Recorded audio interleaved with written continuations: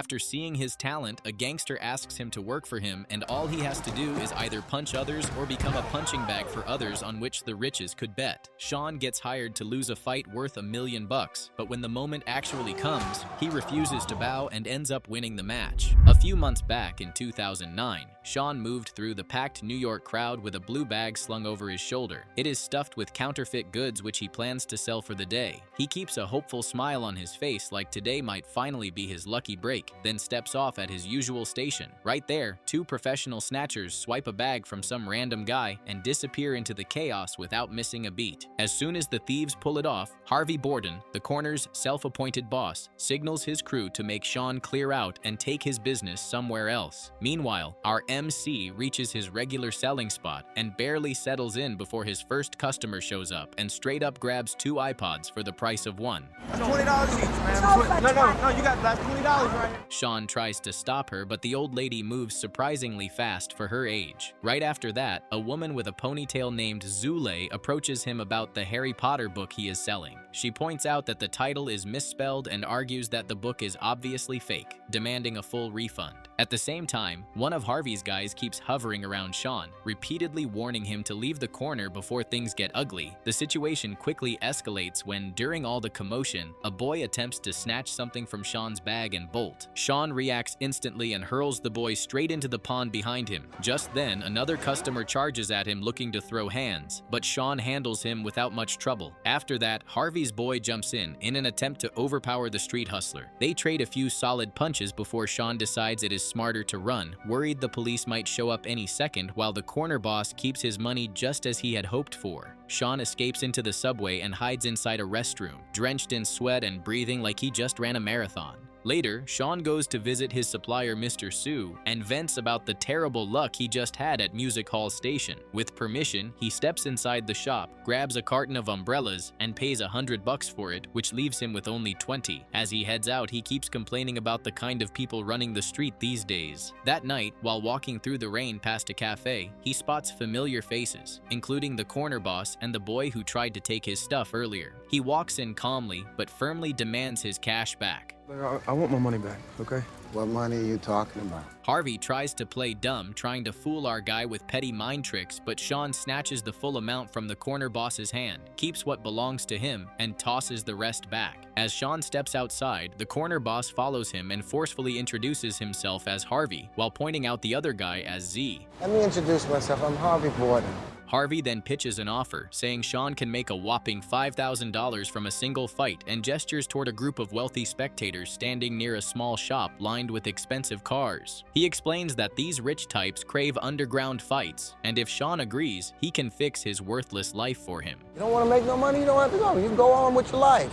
Harvey then introduces Sean to Martinez. Just as a Mercedes pulls up in front of them, a man steps out with a girl and thanks Harvey for scoring Billy Joel tickets. Right after that, Harvey and his crew confidently pile into the car and head to their destination. The next morning, Sean receives a message from Harvey and goes to meet him. Harvey offers him an orange soda, hands over his coat so Sean looks more presentable, and walks him across the street to meet a man named Christopher. He introduces Sean as a college-educated white guy who knows how to fight. Soon, another man named Jack steps out of a nearby shop and gets into a tense argument with Sean. A white kid who went to college, that's amazing. How come I never heard of you?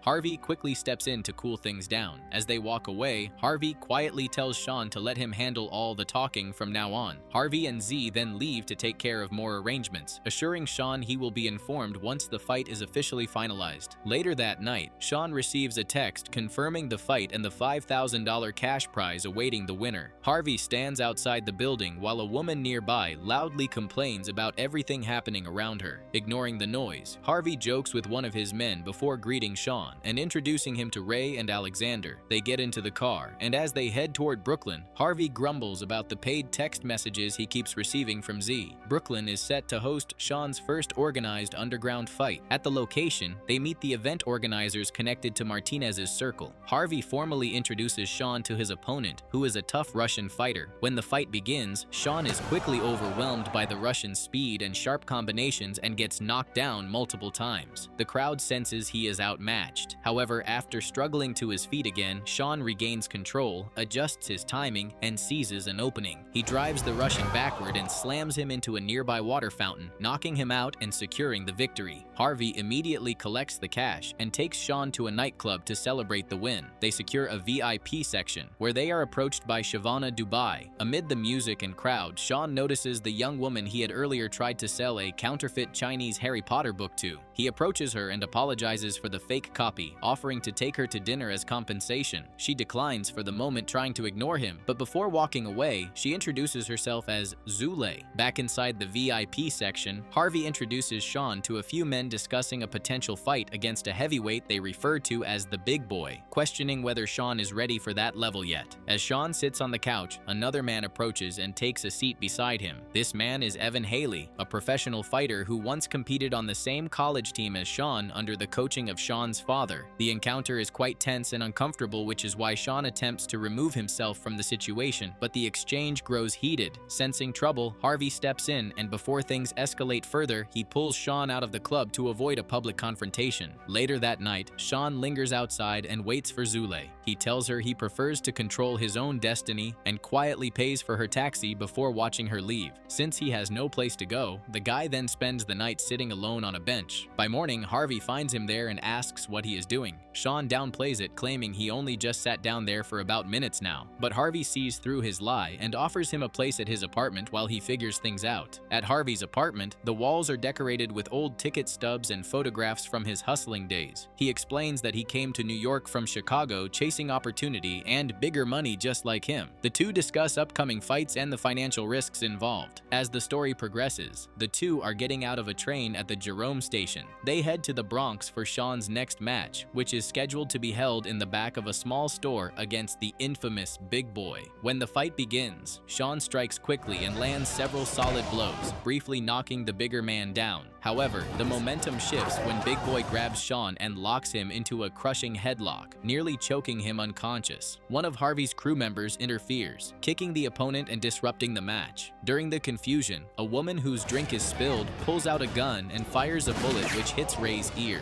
Harvey grabs the weapon, and the entire crew flees the scene without either fighter getting paid. Outside, Sean admits his growing desperation for money. The next morning, Sean waits outside Zule's workplace. When her car arrives, an elderly woman moves into the driver's seat while Zule's daughter, Lila, sits quietly in the back. Sean approaches and asks if she can spare 20 minutes for a quick bite, and after some hesitation, she agrees. As they sit together and talk, a man dressed in a bunny costume catches Lila's attention, prompting Sean to buy a small stuffed bunny for her. Their time together is cut short when Zule receives a call from her boss and has to leave. Before she goes, Sean insists on paying, calling it their first date as a simple but sincere gesture. Sean returns to Harvey's place to find him sleeping peacefully and asks, half-jokingly, what happened to his motto of living for business. Their sarcasm turns serious quickly as they discuss the upcoming fight on Friday. Sean tells Harvey about his conversation with Martinez, which Harvey immediately sees as a threat and angrily asks him to get out of his place. A little while later, once his anger subsides, Harvey comes out and sits with Sean, who is still on the stairs. Harvey finally opens up, sharing how Martinez broke his leg over just $100. He reminds Sean that in this business nobody shows mercy and a single misstep leaves one completely on his own, yet he still approves Sean for one more fight. They head to a new location filled with Chinese spectators, with Martinez among them. As the crowd settles, an older man emerges, clearly respected by everyone, followed by a tough fighter in a black shirt who bows to the elder before the fight can begin.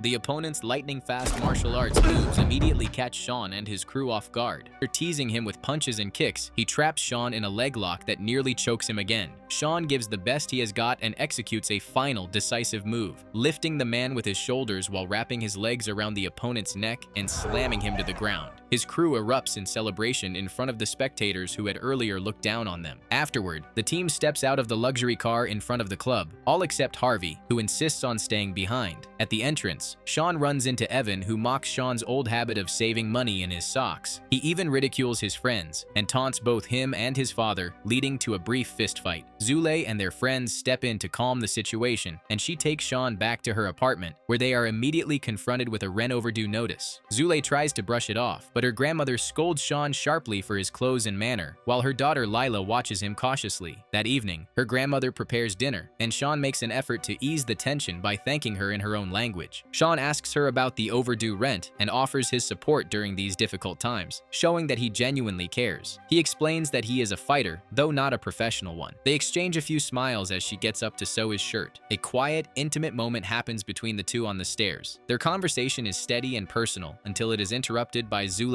grandma, who quite literally ruins their moment. She insists that it is enough for today and that Sean should head out. Zulei leads the older woman away and says goodbye to Sean in the elevator. She promises they will meet again, though she doesn't specify when, leaving a moment of silence between them. When Sean gets home, he finds Harvey awake. He asks for the cash from the fight and receives it. Then he talks about Zulei, mentioning her little daughter and the financial struggles her family is facing at the moment. The next morning, Harvey goes to Zulei's workplace and finds her there. He confronts her about her plans with Sean and warns her not to treat him as her cash-paying machine, which would solve all of her problems. He emphasizes that Sean is no better than her in this situation and that her family, including her grandmother, cannot be part of his plans. Harvey explains that if Sean leaves this system now, nothing will change for them. He adds that imagining their relationship will fix everything is nothing but a delulu thought, urging her to step out of her fantasy world. Later, Sean sits with his mates, bickering and enjoying themselves while watching Haley's boxing matches. His friends admire his professionalism and technique. It reminds them of Haley's time on his father's team and of his real championship fights. Meanwhile, Zulei searches for Sean's past, including his rivalry with Haley and his conflicts with his father, which she finds online. As the night passes, Harvey arrives at the secret location where Jack and Martinez are waiting. He greets a girl sitting in front of the hidden door, studying. Harvey opens the door and steps inside. His old mates compliment his outfit, noting that he always dresses this way for special occasions. Jack comments that it must be something important for him to come in person, especially to meet Martinez. Harvey nods and says that if they have something planned for Sean, he is ready for it. Jack explains that they are organizing something special between Sean and Haley. They plan to use their college rivalry to gain an advantage, which would be a boon for their business. Sean is already the talk of the town, and with Haley, a professional fighter, participating, the event promises a cash prize of $100,000. Harvey gets home and finds Sean folding his clothes and asks him to step out for a walk. On the street, he tells Sean about the upcoming fight against Evan Haley for the $100,000 prize. Their conversation heats up, with arguments about their willingness to fight and about Sean's father, prompting Sean to warn Harvey not to bring his father into it again. They eventually arrive at Zulei's house for a change of air. With wet hair, she opens the door, and Sean tells her about the money he has earned, offering to help with the overdue rent. This upsets Zulei, who insists she is not with him for money. Sean quickly assures her that upsetting her was never his intention. They share a quiet, intimate moment on the stairs, talking and exchanging meaningful glances as she helps him with his shirt. He ends up staying the night at her place, resting there while they talk and get to know each other better. During this time, she asks about his father and his history with Haley. Sean recounts his freshman days on the same college team as Haley, explaining that his father, a senior, idolized Haley and often bullied him. One day, a confrontation escalated into a fight, and in the confusion, Sean accidentally hit his father. Later, Zulei's phone rings, and she quickly hides it from Sean, giving an excuse about work at the club as she heads to the elevator where Harvey appears. Sean is confused, wondering how they know each other. He demands an explanation, but Harvey interrupts, fueling Sean's anger. Harvey calmly explains that they have known each other for quite some time now, and that Zulei is just a friend who places bets for him. Sean storms off in frustration, while Harvey remarks that if she had answered her phone or texted earlier, the whole misunderstanding could have been avoided. Sean is heartbroken and depressed, feeling betrayed as both people he trusted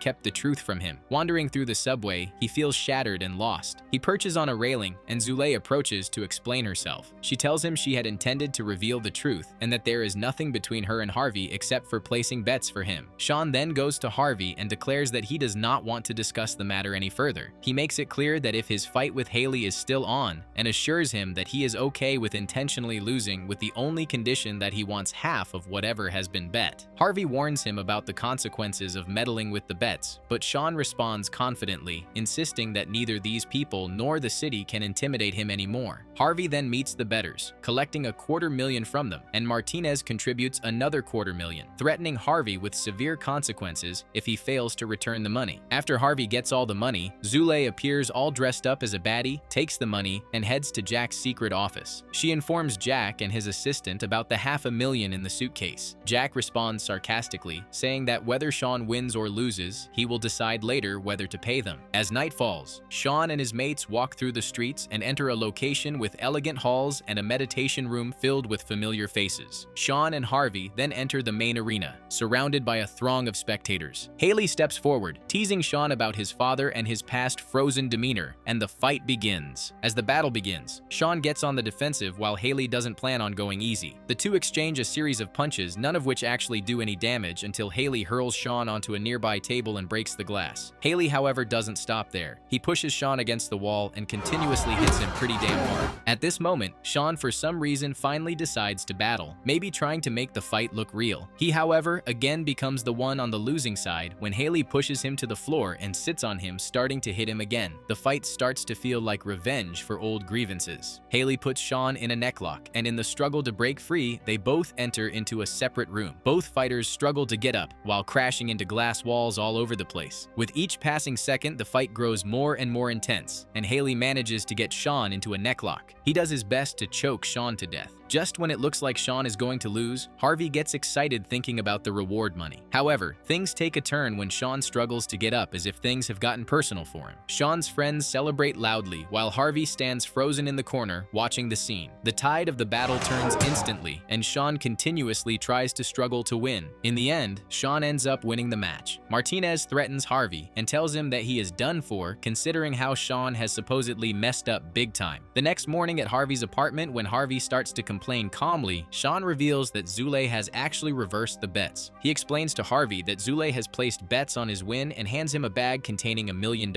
He then explains his plans to visit his family in Birmingham first and then move to Chicago for a peaceful life, and even offers the boss to come along. Harvey agrees, as they both plan to leave immediately with the huge sum of money. Soon, Zule picks up Sean and Harvey, and they leave New York with her daughter and grandma.